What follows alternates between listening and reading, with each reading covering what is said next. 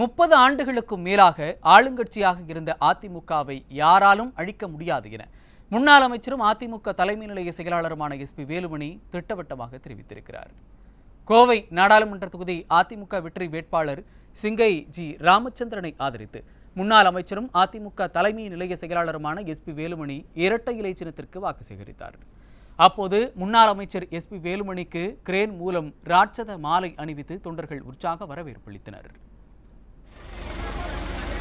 நம்முடைய உள்ளாட்சி நாயகன்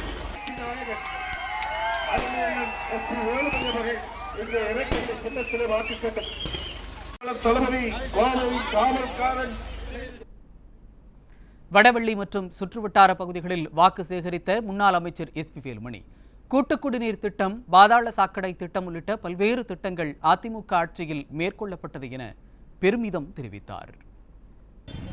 இந்த பகுதியில், வடவள்ளி பகுதியில் இதுக்கு முன்னால இந்த பகுதி எப்படி இருந்தது உங்களுக்கு தெரியும். இங்க இருக்கக்கூடிய மக்களுக்கும் இந்த பகுதியில் இருக்கக்கூடிய அத்தனை பேருக்கும் தெரியும்.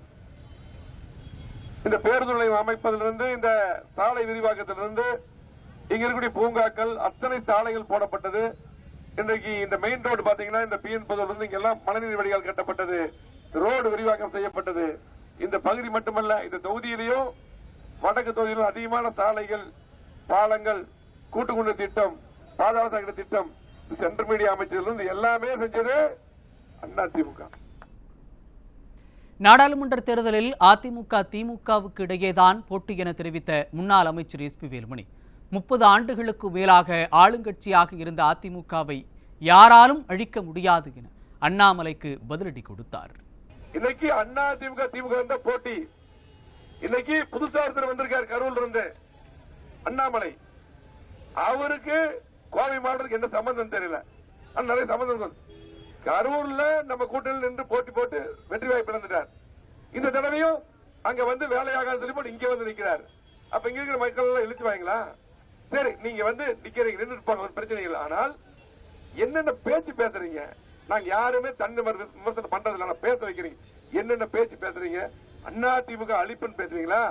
எடப்பாடியார எடப்பாடியார ஒண்ணு இல்லாம பண்ணிட்டு அதிமுக அழிப்போ என்னென்னமோ பேசுறீங்க. அதிமுக 50 தான கட்சி, கும்பாதி கும்பல் எல்லாம் பார்த்து 30 வருஷத்துக்கு மேல ஆளுங்கட்சியா இருந்திருக்குது. அத்தனை திட்டங்கள் தந்து அதிமுக கோவை மாவட்டத்துக்கு அத்தனை திட்டங்களை வாரி வழங்கியது அம்மாவும் எடப்பாடியார். கேட்ட திட்டங்களை போல கொடுத்தார். அத்திகட 70 ஆண்டுகள பிரச்சனை, ஏர்போர்ட் 20 ஆண்டுகள பிரச்சனை. இந்த ஏர்போர்ட்டை பத்தி 500 நாள்ல 100 திட்டங்களை கொண்டு வர சொல்லி ஒரு புத்தகம் வெளியிட்டிருக்காங்க. இது வந்து MK ஸ்டாலின் மிஞ்சிரும் போல் இருக்கு. 500 நாட்களில் 100 வாக்குறுதிகள் நிறைவேற்றப்படும் என ஒரு நாள் முதல்வர் போல பாஜக வேட்பாளர் அண்ணாமலை தெரிவித்திருப்பது ஸ்டாலினையே மிஞ்சும் விதமாக உள்ளதாக முன்னாள் அமைச்சர் SP வேலுமணி கடுமையாக விமர்சித்தார். இந்த பிரச்சாரத்தில் மாநகர் மாவட்ட கழக செயலாளர் அம்மன் K அர்ஜுனன் உட்பட கழக நிர்வாகிகள் பலரும் உடனிருந்தனர்.